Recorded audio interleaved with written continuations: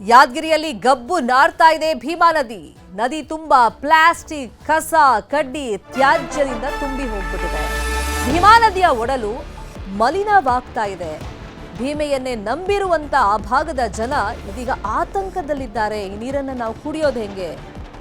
ನಮಗೆ ಕುಡಿಯೋ ನೀರಿನ ಮೂಲ ಇದೇ ಆಗಿದೆ. ಆದರೆ ದಿನ ಕಳೆದಂತೆ ಭೀಮಾ ನದಿಯ ಒಡಲು ಮಲಿನಗೊಳ್ತಾ ಇದೆ ಅಂತ ಹೇಳಿ ಆತಂಕದಲ್ಲಿದ್ದಾರೆ. ಪರಿಣಾಮ ಹಸಿರು ಬಣ್ಣಕ್ಕೆ ತಿರುಗ್ತಾ ಇದೆ ನಿಧಾನವಾಗಿ ಭೀಮಾ ನದಿಯ ನೀರು.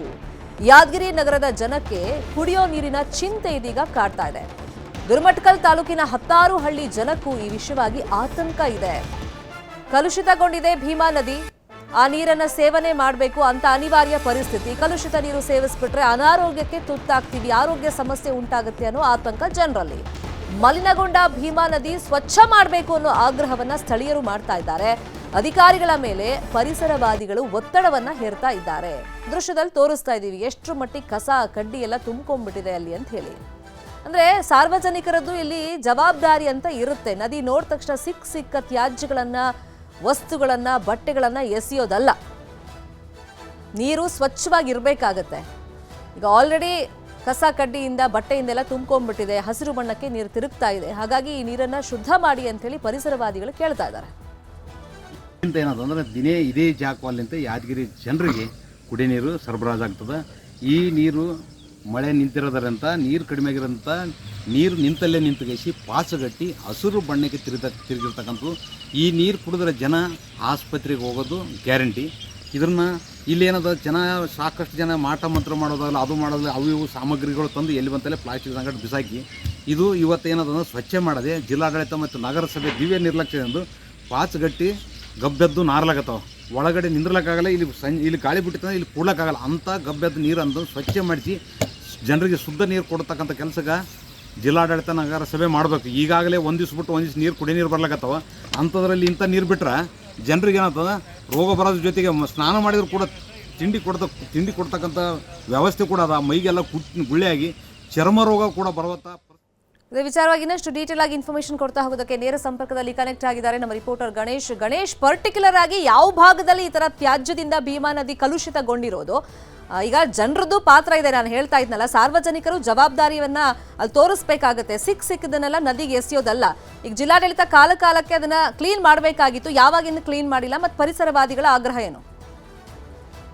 ಎಸ್ ಶರ್ಮಿತಾ, ಏನು ಯಾದಗಿರಿ ಜಿಲ್ಲೆಯನ್ನು ಹೊರಭಾಗದಲ್ಲಿ ಇರ್ತಕ್ಕಂತಹ ಭೀಮಾ ನದಿ ಸಂಪೂರ್ಣವಾಗಿ ಮಲಿನವಾಗಿದೆ. ಯಾಕಂತಂದ್ರೆ ಆ ಭೀಮಾ ನದಿಯ ಏನು ಪಕ್ಕದಲ್ಲಿ ಒಂದು ಸ್ಮಶಾನವೂ ಕೂಡ ಇದೆ. ಮತ್ತೆ ವೀರಾಂಜನೇಯ, ಕಳಿಂಗೇಶ್ವರ 2 ದೇವಸ್ಥಾನಗಳು ಕೂಡ ಆ ಭೀಮಾ ನದಿಯ ಪಕ್ಕದಲ್ಲಿದ್ದಾವೆ. ಅಲ್ಲಿಗೆ ಬರ್ತಕ್ಕಂತಹ ಭಕ್ತರು ಮತ್ತು ಏನು ಶವ ಸಂಸ್ಕಾರಕ್ಕೆ ಬರ್ತಕ್ಕಂಥವ್ರು ಸಹ ಏನು ಅಲ್ಲಿಗೆ ತಂದಿರ್ತಕ್ಕಂತಹ ತ್ಯಾಜ್ಯವನ್ನು, ದೇವರ ಫೋಟೋ ಆಗಿರ್ಬಹುದು, ಅವರ ಬಟ್ಟೆಗಳಾಗಿರ್ಬಹುದು, ಪ್ಲಾಸ್ಟಿಕ್ ಆಗಿರ್ಬಹುದು, ನೀರಿನ ಬಾಟಲ್ಗಳಾಗಿರ್ಬಹುದು, ಇಂಥ ಅದೆಲ್ಲವನ್ನು ಕೂಡ ಭೀಮಾ ನದಿಗೆ ಎಸೆದು ಭೀಮಾ ನದಿಯನ್ನು ಮಲಿನವಾಗಿ ಮಾಡಿದ್ದಾರೆ. ನೋಡ್ಬೋದು ದೃಶ್ಯಗಳಿಗೆ ಆ ಭೀಮಾ ನದಿಯ ನೀರು ಹಸಿರು ಬಣ್ಣಕ್ಕೆ ತಿರುಗಿದೆ. ಇಲ್ಲಿಯ ಜಿಲ್ಲೆಯ ಕೆಲವು ಜನ ಇದೇ ನೀರು ಕುಡಿಯೋದಕ್ಕೆ ಸರಬರಾಜಾಗುತ್ತೆ ಮತ್ತು ಗುರ್ಮಿಟ್ಕಲ್ಗೂ ಸಹ ಇದೇ ನೀರು ಕುಡಿಯೋದಕ್ಕೆ ಸರಬರಾಜಾಗುತ್ತೆ. ಒಟ್ಟಾರೆಯಾಗಿ ಇಲ್ಲಿಯ ಜನರು ಒಂದು ಭಯದ ವಾತಾವರಣದಲ್ಲಿದ್ದಾರೆ. ಈ ನೀರನ್ನ ಸೇವಿಸಿ ನಮಗೆ ಎಲ್ಲಿ ಅನಾರೋಗ್ಯಕ್ಕೆ ಎದುರಾಗ್ತೀವೋ ಮತ್ತೆ ಚರ್ಮ ರೋಗ, ಇನ್ನಿತರ ಕಾಯಿಲೆಗಳು ಕೂಡ ಬರುವ ಸಾಧ್ಯತೆ ಇದೆ.